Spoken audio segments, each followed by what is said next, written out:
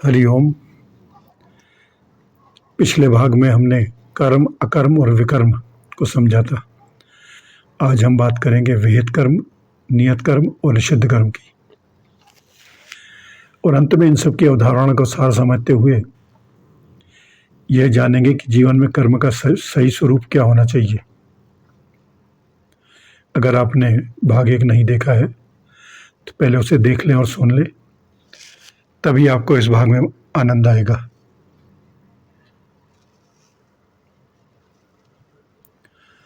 हम बात करते हैं विहित कर्म की। विहित कर्म क्या होते हैं और क्यों जरूरी होते हैं करना। विहित का अर्थ है जो शास्त्रों द्वारा विधान किया गया है, जिसका आदेश वेद और स्मृतियों में दिया गया है। विहित कर्म में वे कार्य हैं जिन्हें करना प्रत्येक मनुष्य का धर्म संबद्ध कर्तव्य बताया गया है, जैसे संध्या वंदन, यज्ञ, दान, माता पिता की सेवा, स्वधर्म का पालन। गीता में भगवान अर्जुन से कहते हैं, स्वधर्मे निधनम श्रेष्ठः परधर्मो भयावह। अध्याय 3 का 35वां श्लोक है ये। इसका अर्थ है अपने विहित कर्तव्य। स्वधर्म में मृत्यु भी श्रेष्ठकर है, परंतु दूसरे के धर्म का आचरण भय उत्पन्न करने वाला है।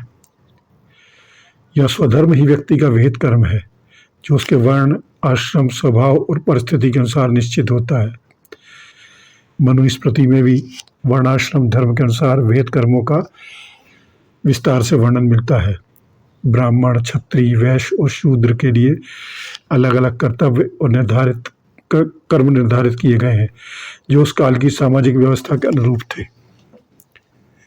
तैत्तिरीय उपनिषद का प्रसिद्ध शिक्षावल्ली भी विहित कर्तव्यों की ओर संकेत करता है, जहाँ गुरु शिष्य को कहता है, मातृदेवो भव, पितृदेवो भव, आचार्य देवो भव, अतिथि देवो भव। ये तैत्तिरीय उपनिषद में शिक्षावली में 11वें नंबर का श्लोक है। यह मंत्र माता पिता, गुरु और अतिथि की सेवा को विहित कर्तव्य के रूप में स्थापित करता है। यह हर मनुष्य के लिए अनिवार्य विहित कर्म है। अब हम बात करेंगे नियत कर्म की और निषिद्ध कर्मों की। ये क्या होते हैं?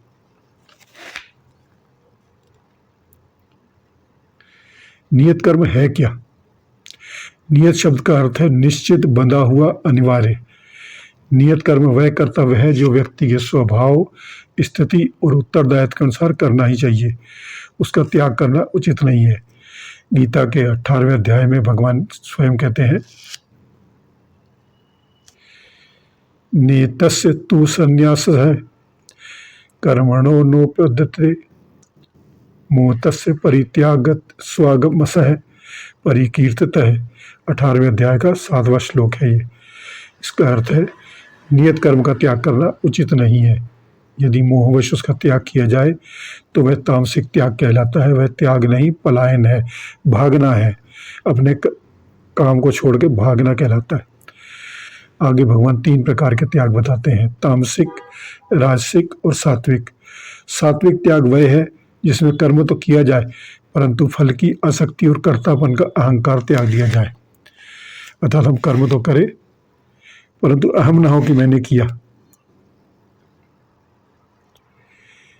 कार्यमित्येव यत् कर्म नीतम क्रियते अर्जुन संगम त्यक्ता फलम चैवसा त्याग सात्विको मतः। भगवद गीता के 18वें अध्याय का 9वां श्लोक है। इसका अर्थ है यह करना ही कर्तव्य है, ऐसा समझकर आसक्ति और फल दोनों का त्याग करके जो नियत कर्म किया जाता है वही सात्विक त्याग है। यही गीता का केंद्रीय संदेश है। कर्म का त्याग नहीं, आसक्ति का त्याग। आसक्ति हमने पीछे बात की थी पिछले वीडियो में। आसक्ति का मतलब है मोह, किसी चीज़ के प्रति बहुत ज़्यादा आकर्षण, हम उसके बिना रह ना सके ऐसा लगे और हम उसके साथ उसकी तरफ, मतलब ये कहना चाहिए उसका फेवर करने लगे।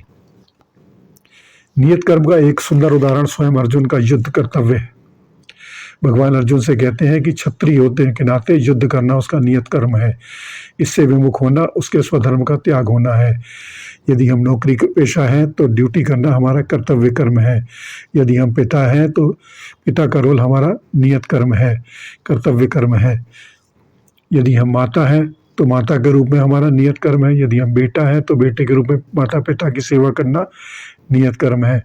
अपने परिवार का सेवा करना हमारे नियत कर्मों में आता है।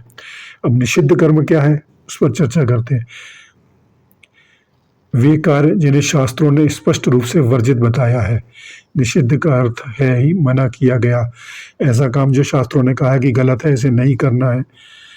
गीता के 16वें अध्याय में भगवान दैवी और आसुरी संपदा का वर्णन करते हुए उन गुणों और कर्मों को गिनाते हैं जो मनुष्य को अधोगति की ओर ले जाते हैं, अर्थात डाउनवर्ड्स ले जाते हैं, निम्नतर स्तर की ओर ले जाते हैं।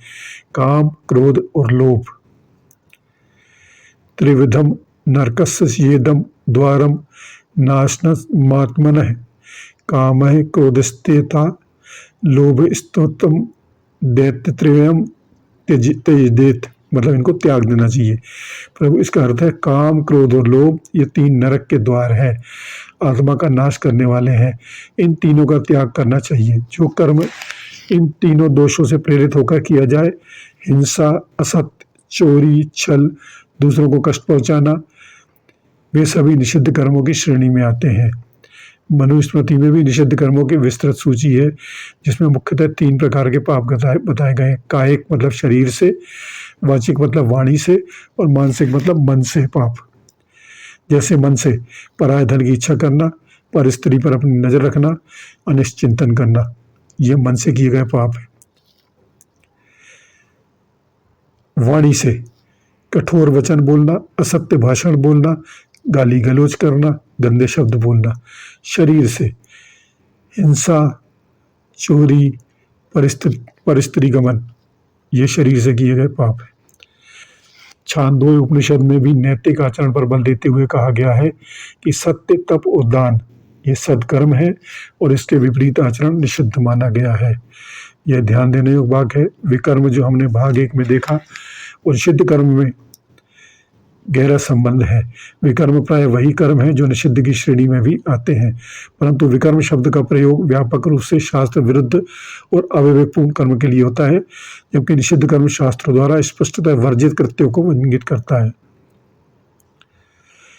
अब यदि हम दोनों वीडियो को जोड़ लें तो सारांश में अगर बात करें तो कर्म का मतलब है फलेच्छा से किया गया कार्य जो बंधनकारी होता है।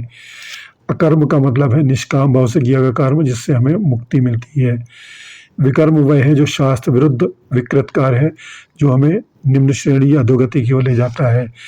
वेद कर्म शास्त्र संबद्ध करणीय कर्तव्य, धर्म की रक्षा करना, जाप करना, रोज संध्या वंदन करना, स्वाध्याय करना, अच्छे शास्त्र पढ़ना।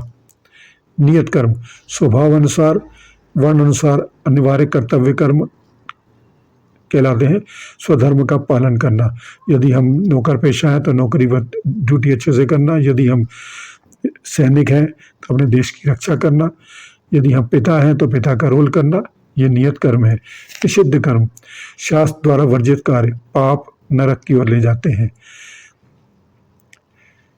इन सब का यदि हम सार में बात करें तो शास्त्रों ने हमें कर्म से भागने को नहीं कहा, बल्कि सही कर्म सही भाव से सही उद्देश्य से करने का मार्ग दिखाया है, और यही कर्मयोग है।